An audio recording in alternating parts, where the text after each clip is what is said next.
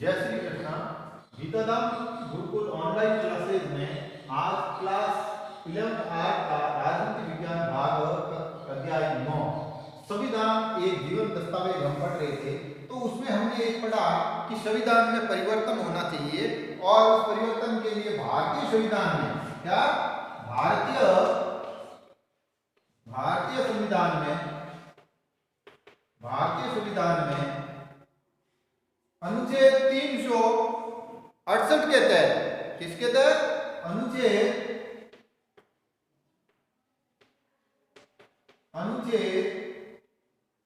368 के तहत है जो संविधान संशोधन की प्रक्रिया दी गई है। क्या दिया है?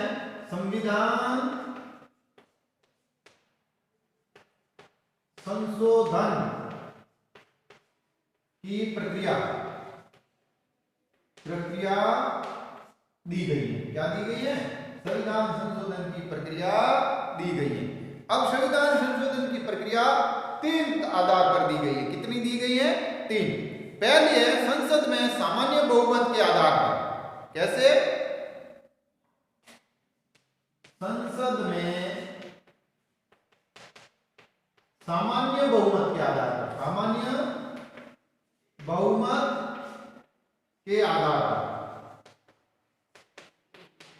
दूसरी जो दी गई है वो दी गई है आपकी संसद के दोनों सदनों में अलग अलग, संसद के दोनों सदनों में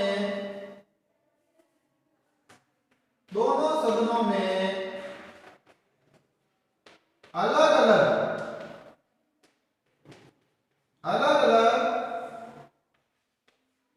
विशेष बहुमत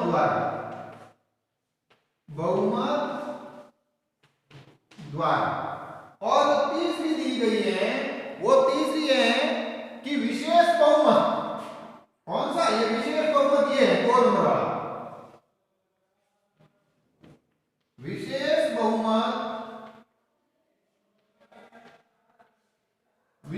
बहुमत के साथ राज्यों की, कुल राज्यों की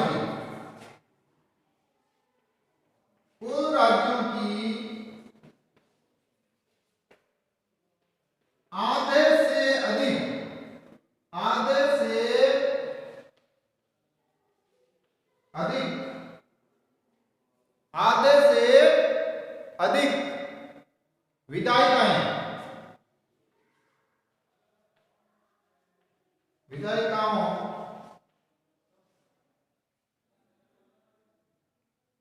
का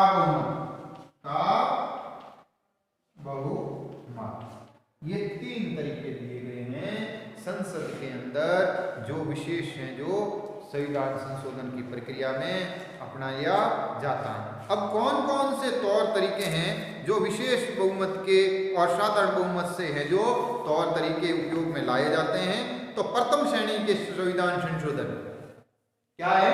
प्रथम श्रेणी का संविधान संशोधन कैसे होता है वो हम देखते हैं कि प्रथम श्रेणी के संविधान संशोधन में क्या है कि कुछ संविधान संशोधन विधेयक विशेष बहुमत द्वारा पारित किए जाते हैं,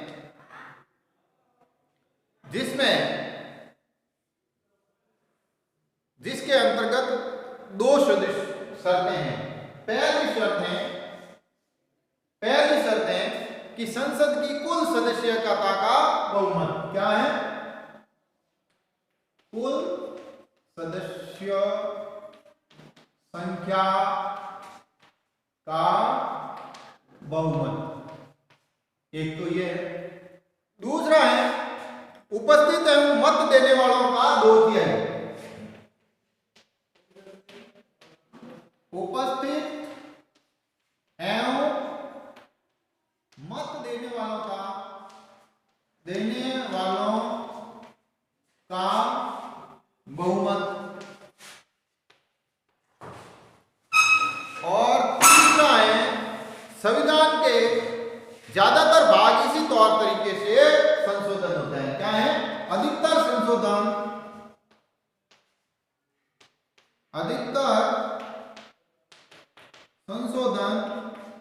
इसी तरीके से होता है। क्या होता है?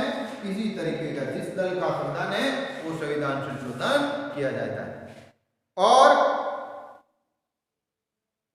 कुछ संविधान संशोधन जो भारतीय संविधान से असहमत हो गए उन्हें संसद के 2/3 बहुमत की आवश्यकता नहीं होगी। इस प्रावधान के अंतर्गत मूल निर्देश अधिकार, नीति निर्देश तत्व और संविधान संशोधन के अनेक भागों को शामिल किया जो इस तौर तरीके से नहीं होंगे। दूसरा जो तरीका है संविधान संशोधन का वो है अनुच्छेद 368(2) के तहत। कौन से? अनुच्छेद 368(2) के तहत जो दूसरा तरीका है, अनुच्छेद 368(2) के तहत। क्या है? 368(2) के तहत संविधान संशोधन प्रावधानों से संशोधित होता है। इसमें संविधान संशोधन की यह प्रक्रिया सबसे कठोर है, जिसमें है जो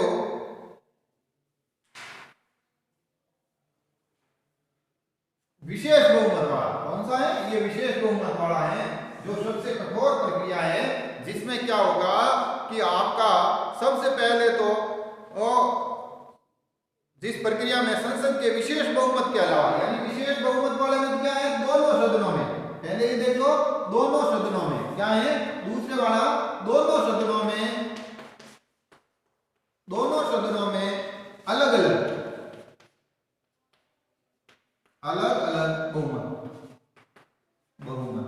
कुछ ऐसे संशोधन है जो इस प्रक्रिया से होता है और इसमें भी सरकार को सर्वसम्मति से जो निर्णय होता है वही प्रसाद होते हैं, क्योंकि कई बार लोकसभा में सरकार का बहुमत तो होता ही है, लेकिन कई बार राज्यसभा के अंदर सरकार के बहुमत नहीं होता है, तो वो प्रक्रिया इसके अधीन नहीं आएगी और वो जो प्रस्ताव गिर जाएगा। अतः इसमें वो संशोधन होते हैं जिसमें जो संविधान संशोधन की प्रक्रिया दी जाती है। और जो तीसरा अपना है वो विशेष बहुमत। तो इसमें क्या है? विशेष बहुमत तो होता ही है, यानी 2 नंबर वाली प्रक्रिया पूरी है। विशेष बहुमत तो होता ही है, प्लस इसके साथ क्या है? जो भारत में जितने भी राज्य हैं क्या है? आधे से अधिक, आधे से अधिक विधानमंडलों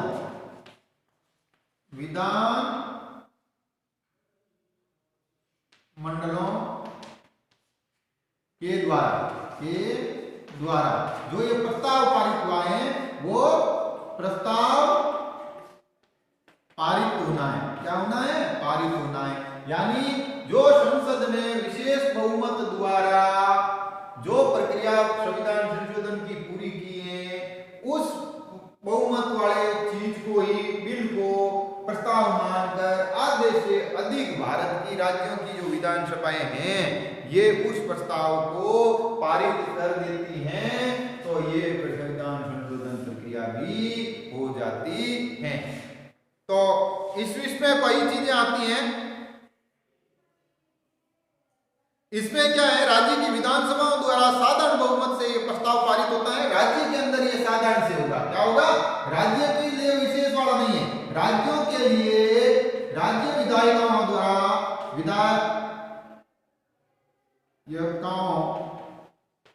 का है साधारण बहुमत। क्या है?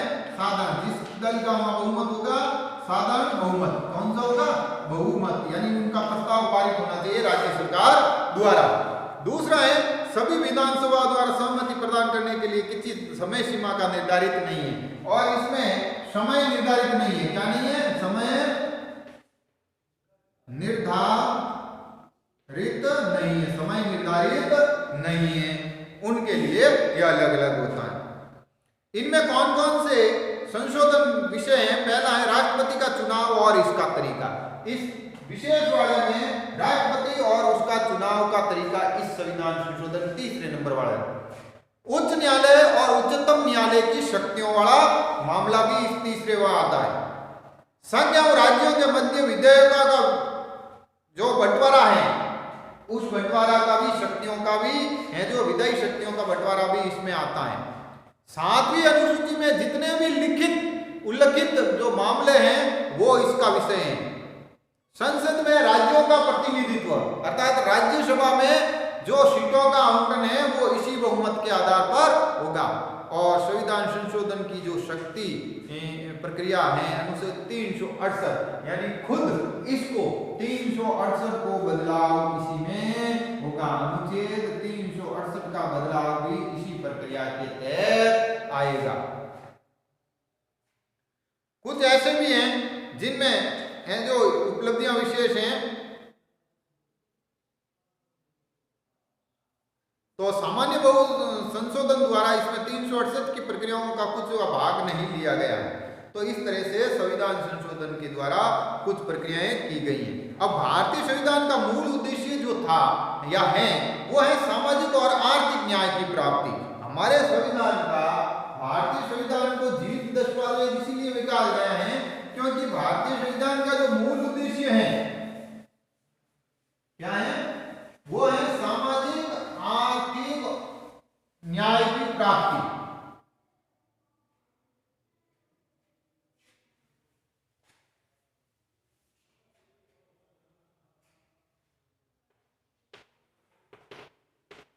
जो उद्देश्य है वो उद्देश्य यह है कि हमारे समाज में हमारा उद्देश्य है सामाजिक और आर्थिक न्याय की प्राप्ति। कैसे है? सामाजिक व आर्थिक न्याय की प्राप्ति, ये हमारा मूल उद्देश्य है भारतीय संविधान में। दूसरा रखा गया है कि उदाहरण के लिए जैसे संविधान संशोधन में संपत्ति के अधिकारों को सीमित किया गया, 9वीं अनुसूची का निर्माण करके भूमि सुधार से संबंधित विधि को संरक्षित किया गया, न्यायिक पुनरावलोकन के दायरे से इन चीजों को बाहर रखा गया। 25वें संविधान संशोधन में संपत्ति के अधिकार को हमारा यहाँ सीमित किया गया था और अनेक ऐसे संविधान मामले हुए जिसमें जो सामाजिक और आर्थिक न्याय की प्राप्ति हो, जिसमें ये चीजें हमारी पता हुई। जिसमें पहली थी वो आपने देखा कि अनुच्छेद 25, दूसरा जैसे 73वां और 74वां संविधान संशोधन या फिर जो हमारा 86वां संविधान संशोधन था शिक्षा के अधिकार से संबंधित इस तरह से, और केंद्रीय संस्थाओं में ओबीसी को जो आरक्षण देने का मामला था, ये सारे इसी संविधान संशोधन के अंतर्गत आ गए। तो इस तरह से इन चीज़ों को हमारे इस संविधान संशोधन का हिस्सा बनाया गया और संविधान संशोधन की प्रक्रिया पूरी हो गई। फिर भी और इन सारी चीज़ों के तहत हमारे संविधान में है जो बदलाव किए गए। कल हम इसके संबंधित पढ़ेंगे संविधान संशोधनों की विषय वस्तु और संविधान की आवश्यकता क्यों है। धन्यवाद।